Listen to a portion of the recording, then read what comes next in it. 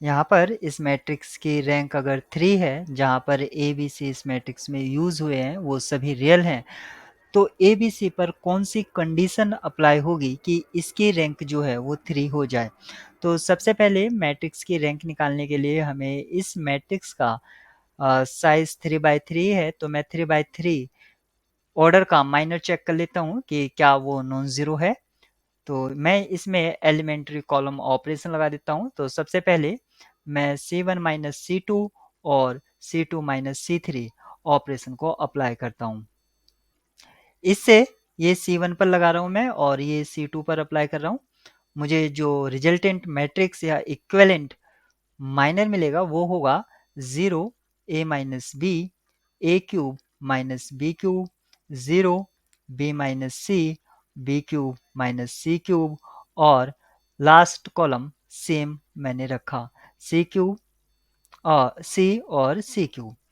ये मेरा डिटर्मिनेंट है और इसमें से फर्स्ट और सेकंड कॉलम से मैं a माइनस बी और b माइनस सी अगर कॉमन लेता हूं तो मुझे क्या मिलेगा? यहाँ पर 0 1 A square plus B square plus के ए बी, सेकेंड कॉलम होगा 0 1 B square plus C square plus B C और third column 1 C C cube ऐसे ही रहा।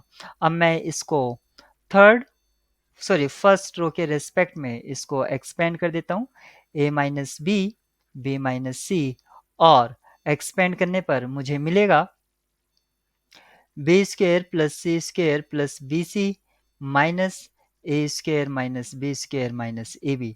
यहाँ पर आप देख सकते हैं B square cancel out by B square और रिजल्टेंट हमें मिलेगा A minus B minus C और C square minus A square plus B C minus A B.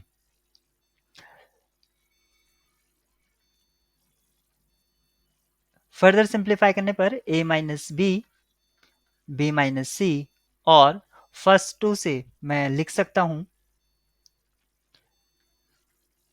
c minus ए और c प्लस ए और लास्ट टू से अगर मैं b कॉमन लेता हूं तो मैं लिख सकता हूं c minus A. This one equal होगा a minus B minus C और यहाँ से आप देख सकते हैं c माइनस ए मैं कॉमन ले लेता हूँ c माइनस ए इनसाइड ब्रैकेट रहेगा c प्लस ए प्लस बी यानी कि a प्लस बी प्लस सी।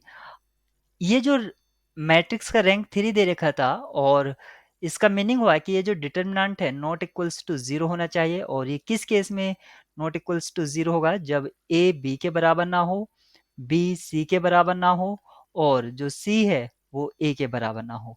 यानी कि a not equals to b not equals to c सभी डिफरेंट होने चाहिए, साथ ही साथ a plus B plus C not equals to 0 ये भी कंडीशन इसमें सेटिस्फाई होनी चाहिए और ये कंडीशन सिर्फ और सिर्फ ऑप्शन डी में है, इसकी राइट की होगा।